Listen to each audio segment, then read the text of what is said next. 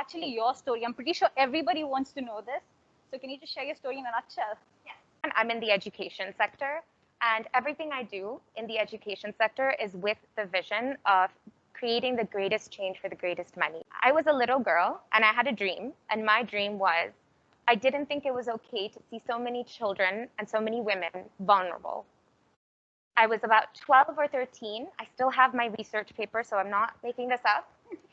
It was called Children at War, and the reason I wrote it is because I didn't think it was fair that some children experienced certain misfortunes and some didn't. And part of it also comes from my own experiences and my own traumas. And growing up, I think I tried my best to learn and do what I could in what I was strong at. So I didn't try and become an engineer because that wasn't me. I didn't try and become a musician because I'm not really good at playing or singing. Really, you don't want to hear me. So what I did was I focused on writing, and I focused on speaking, and I focused on dance as a way to express myself. And that landed me up in a couple of internships, but then the main thing that helped me was really my university. I went to a pretty much like an all-girls college. It's the US's first women's history graduate program. I was a gender policy and child development major. I left Dubai and heard everything. What are you going to do with your life? What job are you going to do? And a lot of people say that when you're in liberal arts. I think people forget that actually most Ivy Leagues are liberal arts, even as an undergrad. But people have this connotation that if you're doing gender policy and child development, you're a privileged child, which I'm not going to deny. Yes, I do come from privilege, but you're a privileged child. You don't have responsibilities, and you get to sit in an ivory tower. Yes, but like any experience, you can make that your experience. You can go to accounting or engineering and have the same experience. But for me, it was, I had to go there and do what I dreamed of. And I didn't know how I was going to do it, but I knew what I was passionate about. And one of the biggest things, I think, especially as a woman or as a millennial or as a young male, you constantly find yourself needing to prove yourself, you know, whether it's like daily to your manager, you have to, you know, you're constantly in that struggle. And I think the best thing I learned over there was when you love something, it doesn't really matter what anyone else thinks.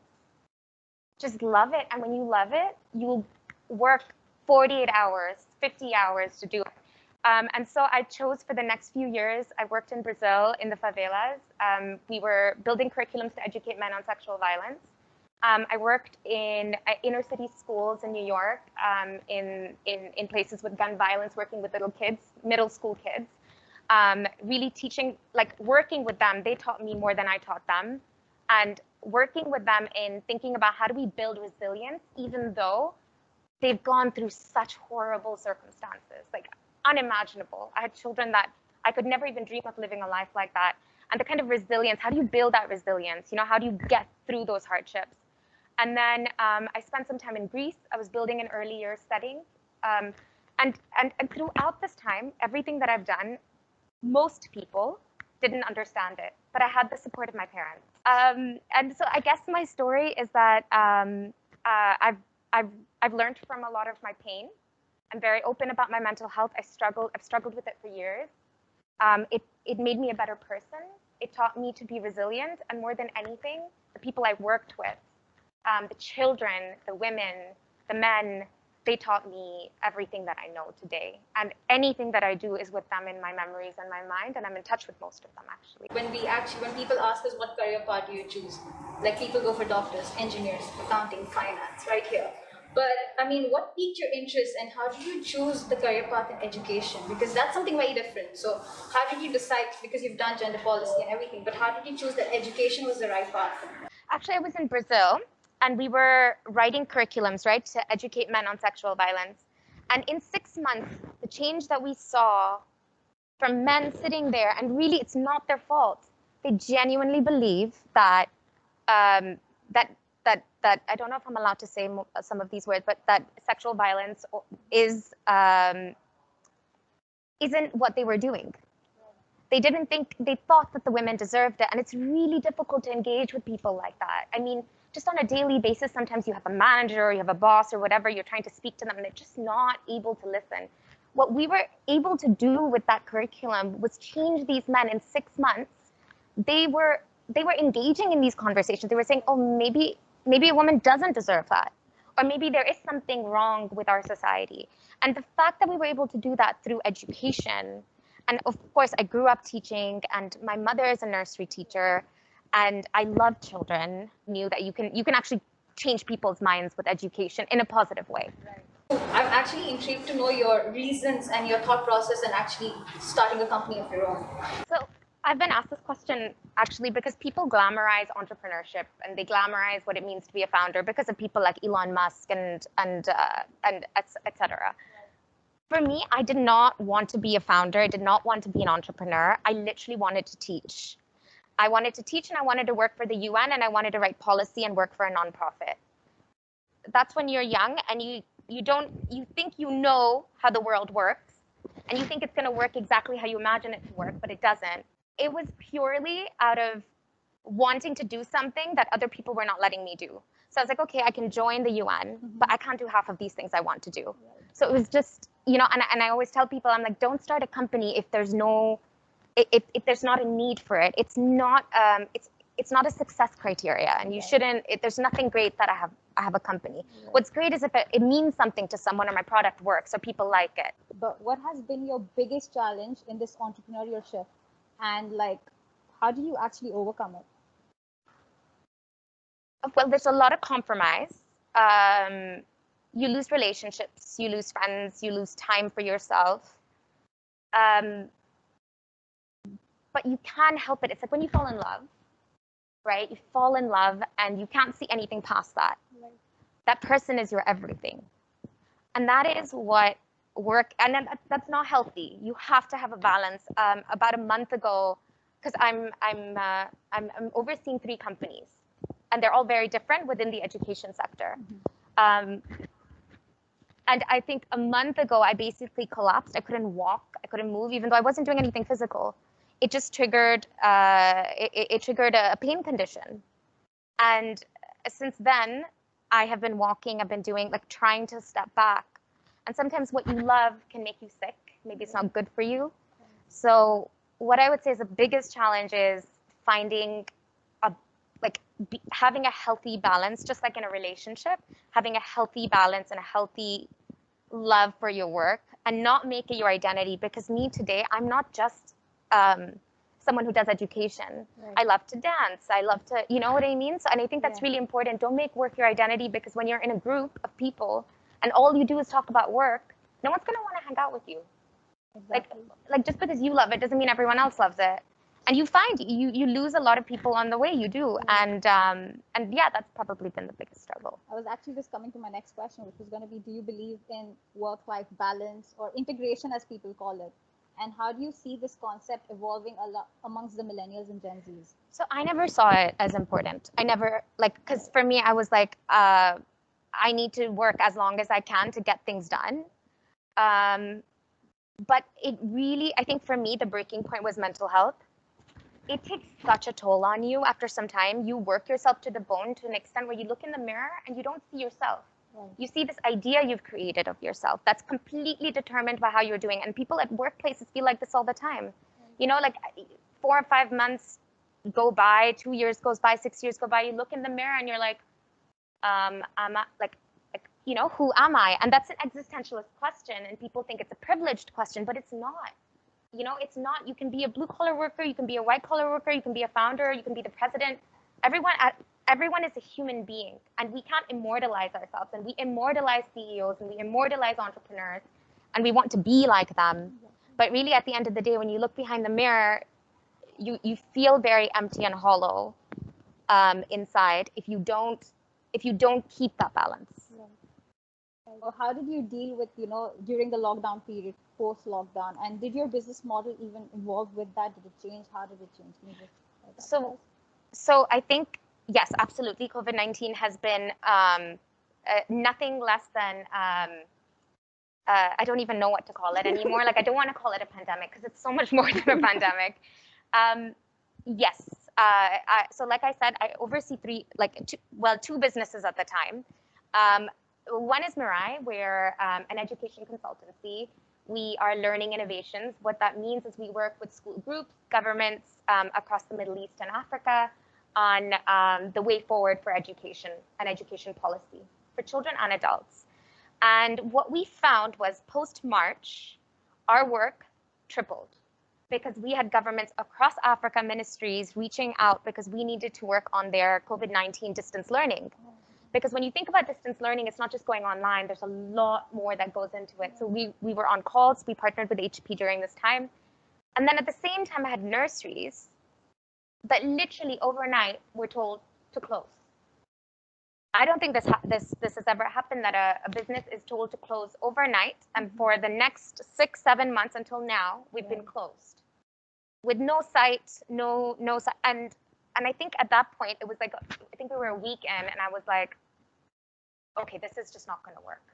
The reason sometimes really crazy things happen, and they need to happen because it needs to shake you and be like, okay, how do we get past this? What's the new innovation?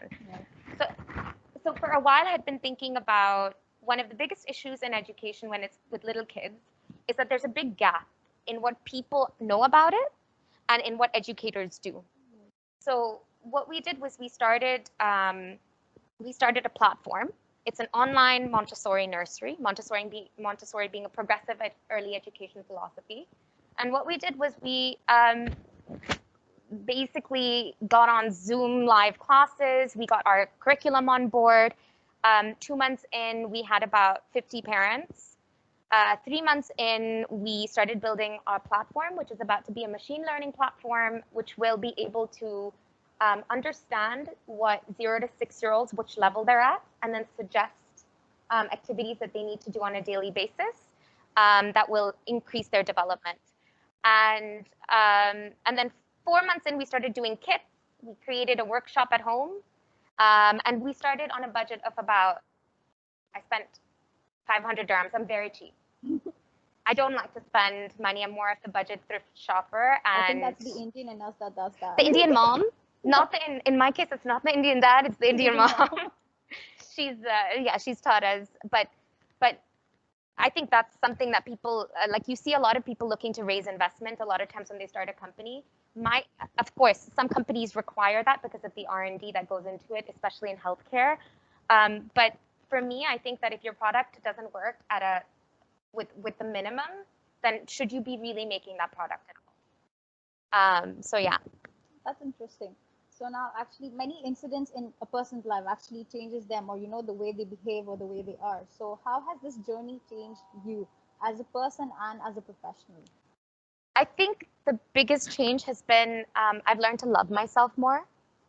I've understood the importance of what that means. I think we're all really hard on ourselves. I think whether it's social media or it's movies or whatever, like there's so much telling you you're not good enough. And I think for me, when I work with little kids, because I still teach, I teach like 3 nights a week, US time, and then because we've launched in the US, and I teach in person as well. And then on Saturdays, I just teach for free because I love it. And being around kids, the reason I love being around kids is because they are the most genuine, most upfront people. If they like you, they like you. If they don't, they don't. And I love that about them. And I think working with kids, and when you give more of yourself, you learn to kind of just love yourself. I don't know how to describe it, but I would say the biggest change has been being proud of being a woman, being proud of myself when I need to be, but still maintaining like humility because it's really important. And yeah, I think the biggest change has just been like becoming a woman. Or trying to be one. But that's a big change, actually. Yeah, I mean, you go from, and when I say being a woman, that's not to exclude men. Even becoming a man means something very similar. And yeah, I think it's just growing up. The average age of people you hang out with, like for me, my business partner is 20 years my senior, Christine, from Mirai. And the average age of people I'm around is now at least 10, 15 years older than me. Right. And so I was at a talk in New York. And there's this futurist Edie Weiner. She said this, and I think it's so true. She said, always have a friend that is 14, that is of every generation. Right. And I think that is so true. like so on a daily basis, I hang out with my little ones. So they're like 3, 4, 5. They're adorable. I have pictures. I go crazy. You can follow me on Instagram if you want to see my classes and stuff like that. And then I hang out with someone my age who's the teachers. And then I hang out with people that are older than me. And I feel like that is so important because it gives you so much perspective. Exactly. So yeah. And I was actually just coming to that. So you've worked with people from different generations and different diversity, like different multicultural backgrounds. So what was your experience like? And can you actually share some key takeaways with our audience here Of today? course. If someone's older than you, respect their experience. Sometimes we think, and I've done this many times myself, like we come up with an idea and it is new and it is innovative, but experience does matter because they can foresee something that you can't see. And I see that now, like there are certain things that I used to say, oh, this will work, but yeah, I would say if you're working with someone older, respect the experience they bring.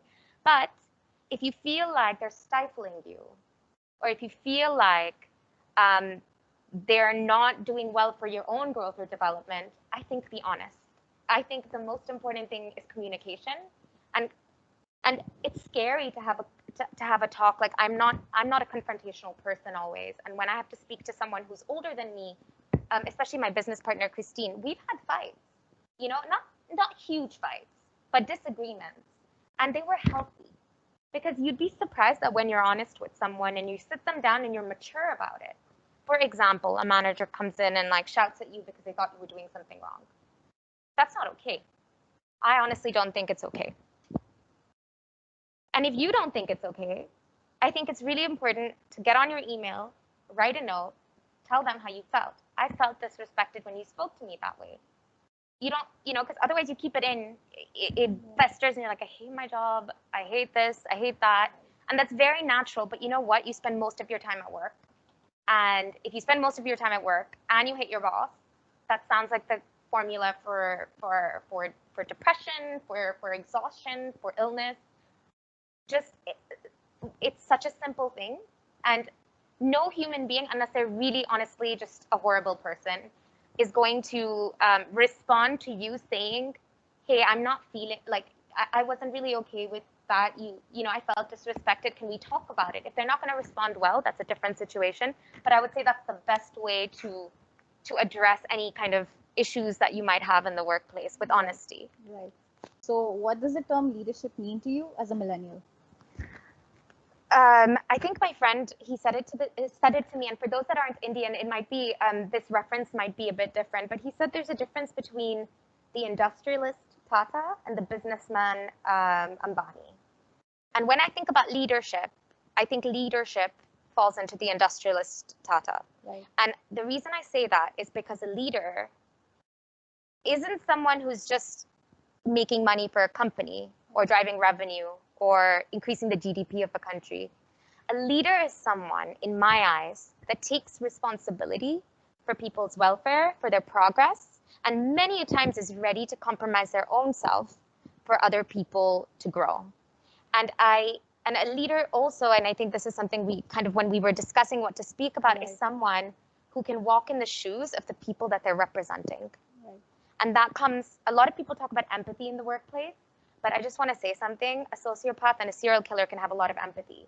So empathy is being able to understand the emotions of people and understand what they're going through, right? You can understand their personality. You can be manipulative about it. But there's a word that we don't use often, and that's compassion. Compassion is when you can use that empathy and really feel the struggles and the issues that the people around you are going. And even if it's in a small way, a leader doesn't have to be a CEO. A leader can be in your friends group. Right. Are you, let's say, your girlfriends, I like to use this thing with girls or guys.